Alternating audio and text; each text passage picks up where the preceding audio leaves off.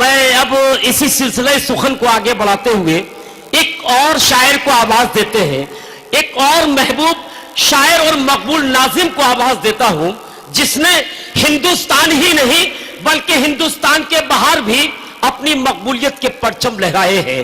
حضرات گرامی، اسی شاعر، اسی محبوب شاعر کو آواز دیتا ہوں، اسی مقبول ناظم کو آواز دیتا ہوں، جس کی نظامت میں کوئی بھی مشاعرہ اپنے کامیابی کی منزلیں طے کرتا ہوا، شب کے اندھیروں کو چیرتا ہوا، سحر کے پہلے پہر تک ایک کامیاب مشاعرے کی شکل اختیار کر لیتا ہے۔ وہ محبوب شاعر اور محبوب اور مقبول ناظم ہے جناب ندیم فروخ کو میں اس شعر بس چلیے، نہیں بس ہوگا۔ بہت شکریہ۔ میں بہت اچھے سے سمجھ رہا ہوں کہ آپ لوگ سب یا تو یوں سمجھیے کہ میزبانی کے بوجھ میں دبے ہوئے بیٹھے ہیں، یا آپ میں سے بہت سارے لوگ وہ بھی ہو سکتے ہیں کہ جنہیں پتا ہے کہ پہلی بس 6 بجے کے بعد ہے، تو وہ بیٹھے۔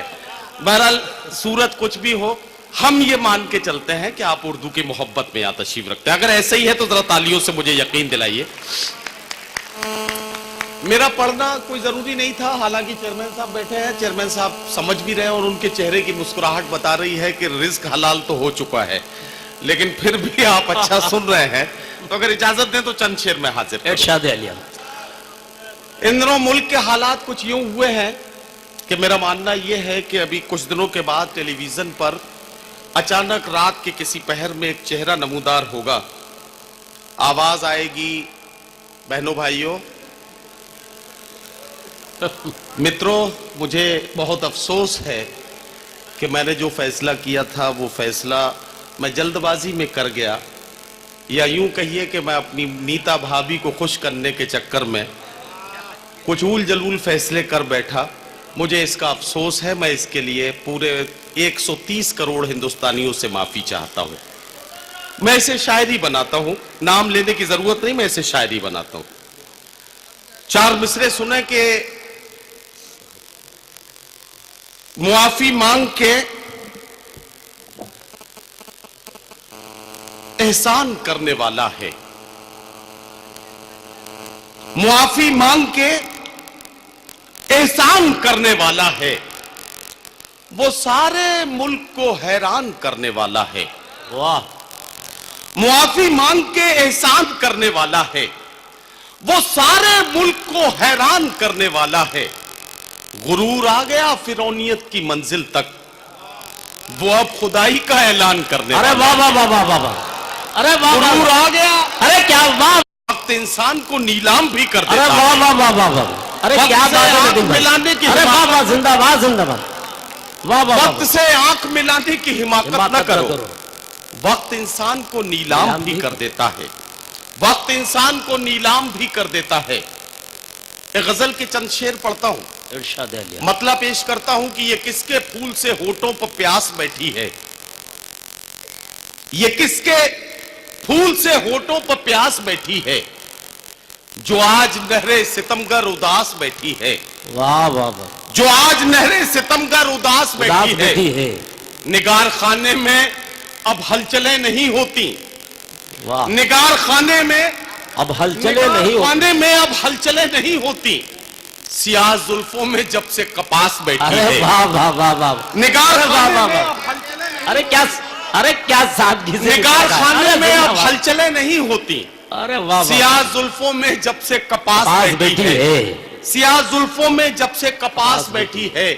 اور غزل کا یہ شعر کہ وہ لوٹ آئے گا دل کو یقین نہیں ہوتا، وہ لوٹ آئے گا، وہ لوٹ آئے گا دل کو یقین نہیں ہوتا، مگر نہ جانے کیوں پلکوں پہ آس بیٹھی ارے ہے، واہ واہ واہ واہ! مگر نہ جانے کیوں، ارے واہ واہ واہ واہ! مگر نہ جانے کیوں پلکوں پہ آس بیٹھی ہے، وہ لوٹ آئے گا دل کو یقین نہیں ہوتا، مگر نہ جانے کیوں پلکوں پہ آس بیٹھی ہے۔ تیرے غرور نے تجھ کو یہ دن دکھایا ہے، تیرے غرور نے تجھ کو یہ دن دکھایا ہے، تیری شکست تیرے آس پاس بیٹھی ہے۔ واہ واہ! تیرے غرور نے تجھ کو یہ دن अरे वाह वाह वाह वाह, तेरे गुरूर ने तुझको तुझको ये ये दिन दिन दिखाया दिखाया है, है। तेरी शिकस्त तेरे आसपास बैठी है, तेरी शिकस्त तेरे आसपास बैठी है। वाह वाह वाह वाह वाह, और ये शेर और पढ़ना चाहता हूं। इरशाद है। मोहतरमा डॉक्टर नसीम निकत साहिबा की मौजूदगी, अना दहलवी साहिबा की मौजूदगी, हमारे मोहतरम अकील नोमानी साहब और दीगर शोरा इकराम, मीसम गोपालपुरी, अल्ताफ जिया, शहजादा कलीम, सबको शरीक करता हूं इस शेर में। जी इरशाद है।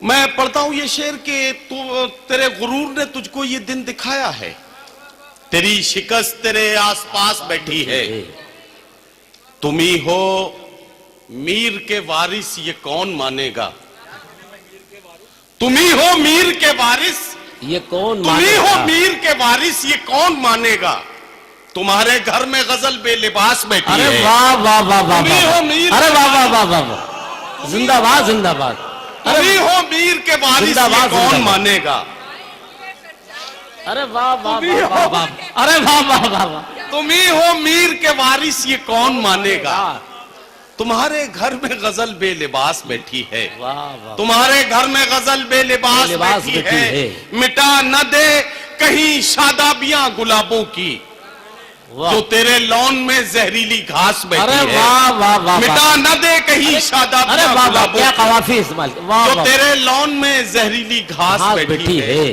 जो तेरे लॉन में जहरीली घास बैठी है।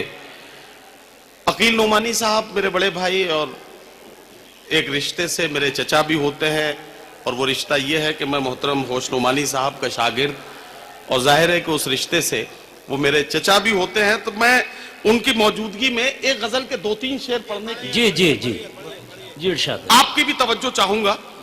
इन दिनों मेरा मजमुआ कलाम आया तो मैं उसकी जो टाइटल गजल है उस गजल का एक मतलब 2 शेर पढ़ता हूं, बस इसके बाद आपकी जहमत है तमाम।